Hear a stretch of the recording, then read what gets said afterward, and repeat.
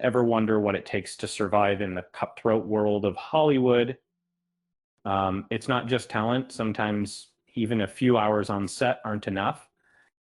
Today, we're diving into the surprising stories of actors who were fired on the very first day of filming.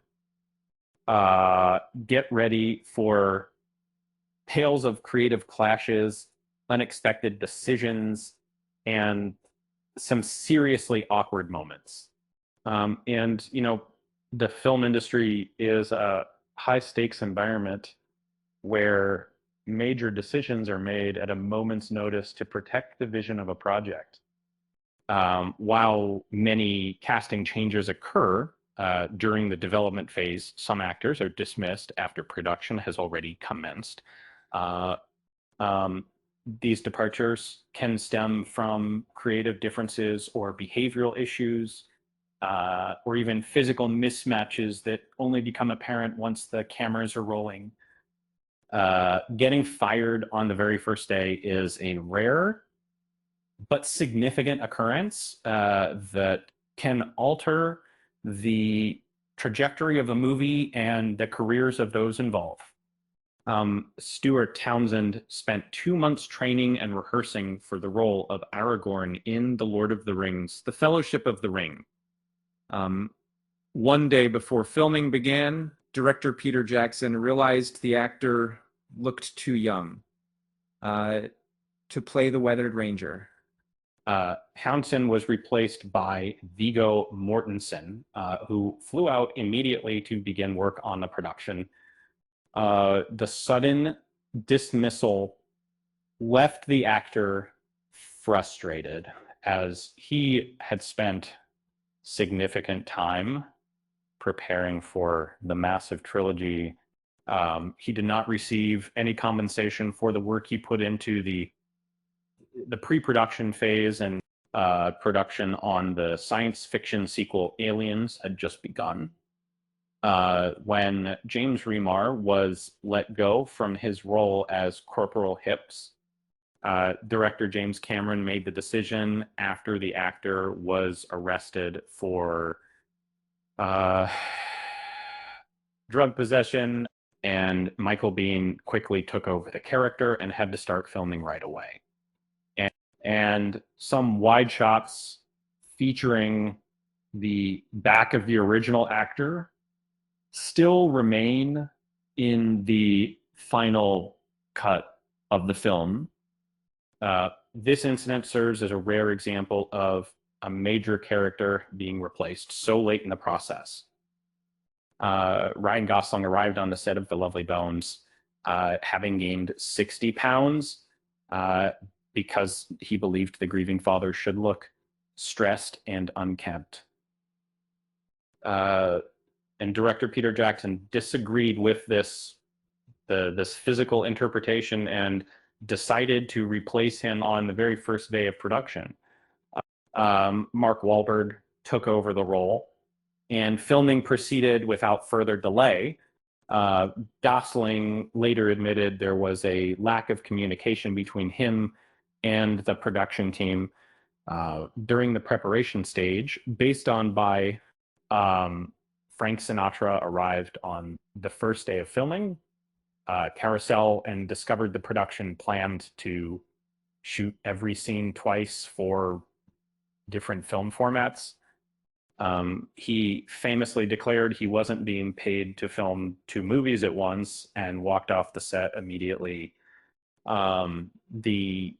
The studio was forced to replace him with Gordon McRae, who completed the role. This walkout remains one of the most famous examples of a star leaving a project on day one. Jean-Claude Van Damme was hired to play the titular creature in Predator alongside Arnold Schwarzenegger. He spent his first day on set in a heavy red suit used for early visual effects tests. Van Damme reportedly hated the costume, complaining he looked like a lobster rather than a lethal hunter. The production team also realized they needed a much taller performer to make the alien look imposing against the muscular cast. He was fired within the first few days and replaced by Kevin Peter Hall. Dennis Hopper was cast by Peter Weir to play Christoph in The Truman Show. On the first day of filming, the director felt the performance wasn't aligning with his vision of the character. Hopper was dismissed, and the search for a new actor began immediately. Ed Harris eventually stepped into the role and received an Oscar nomination for his work. The departure was attributed to creative differences regarding how the antagonist should be portrayed on screen. And Kel O'Neill was playing Eli Sunday when filming began on There Will Be Blood. The production realized he was struggling with the intense method acting style of Daniel Day-Lewis. The director replaced him early in the schedule to ensure that the chemistry of the film was correct. To use this in the film, Paul Dano, already playing the brother, was asked to take on the twin character as well. This change resulted in one of the most acclaimed dual performances in modern cinema. Richard Gere was cast to star in The Lord of Flatbush alongside Sylvester Stallone early in his career. Tension between the two leads grew quickly, culminating in a physical altercation involving a chicken sandwich on the first day. Stallone told the director that one of them had to go, and the production chose to fire Gere. Perry King was hired to take over the part, and the film was eventually completed without further incident to men. This clash remains a well-known piece of Hollywood trivia. Dougray Scott was the original choice to play Wolverine in X-Men. He was replaced on the first day of production because filming for Mission Impossible 2 ran over schedule. The studio could no longer wait for his availability and decided to cast Hugh Jackman instead. Jackman flew to the set and began filming his iconic portrayal of the character shortly after the replacement. This scheduling conflict changed the course of the superhero franchise forever. Mick Jagger was cast to play a major role in Fitzcarraldo. Filming took place in a remote jungle location and suffered numerous delays and setbacks. When the lead actor fell ill, production stopped. And Jagger had to leave to prepare for a concert tour. When filming was ready to resume, the director had to cut his character entirely from the script. Only a small amount of footage exists showing the singer in his costume during the early stages of the shoot. Stanley Kubrick selected Anthony Michael Hall to play Private Joker in Full Metal Jacket. The production process was famously difficult, and tensions arose between the actor and the director during the early stages. After a series of disagreements over the schedule and creative direction, Hall was let go. Matthew Modine was cast as the lead, and the film became a classic of the genre. The dismissal followed weeks of intense preparation that ultimately never made it to the screen. The Sylvester Stallone was originally signed to play Axel Foley in Beverly Hills Cop. He wanted to rewrite the script to make it a serious action movie rather than comedy, which the studio resisted on the day production was meant to begin. the two parties couldn't agree on the budget for his changes. Stallone was let go, and Eddie Murphy was brought in to play the character.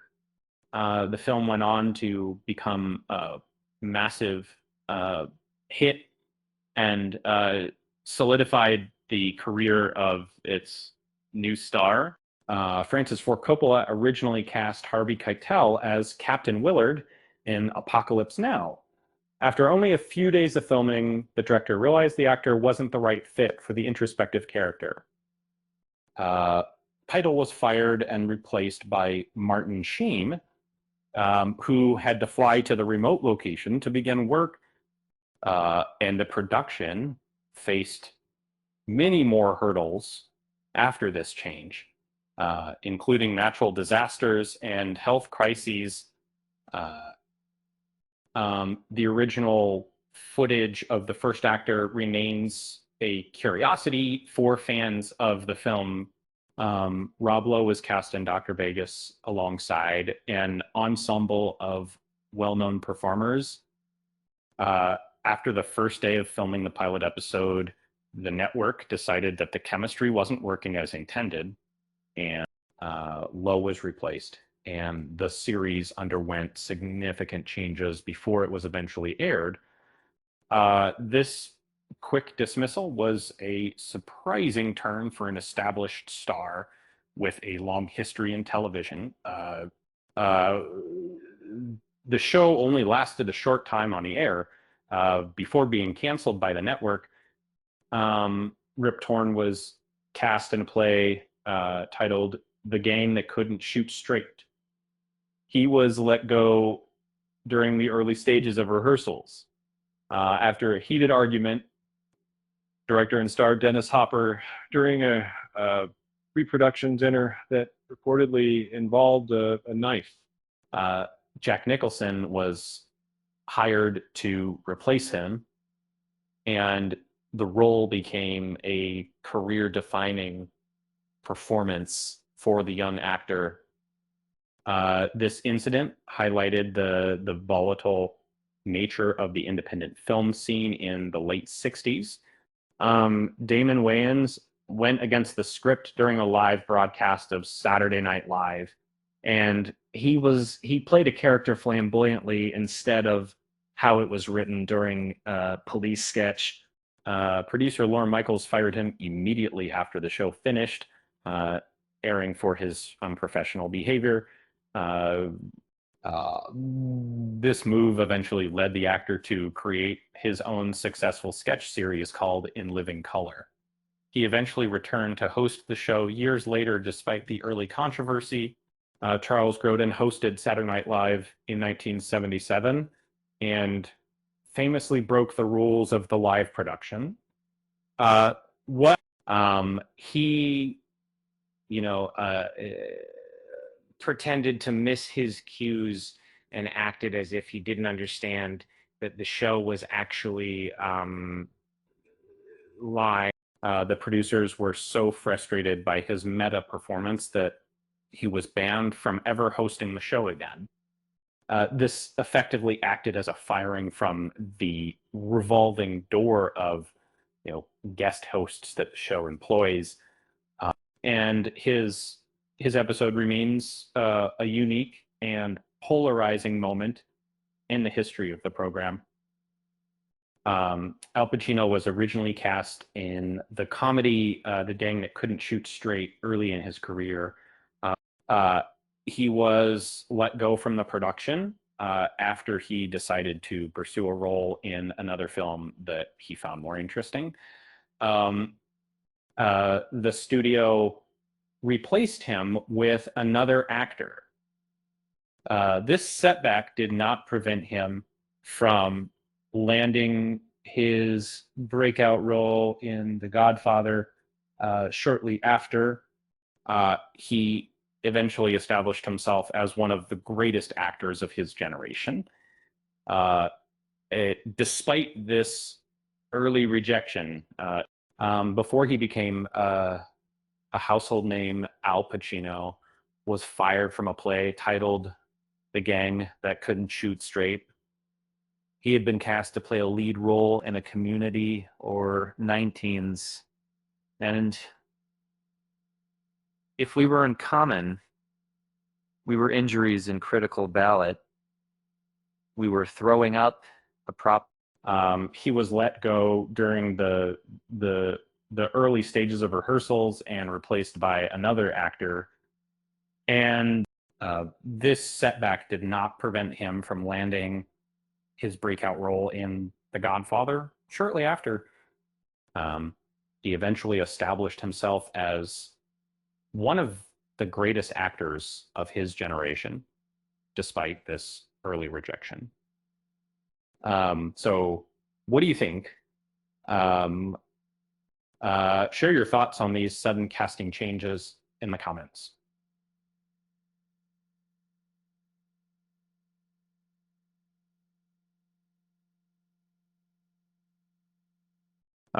With that said, thanks for watching, and until next time.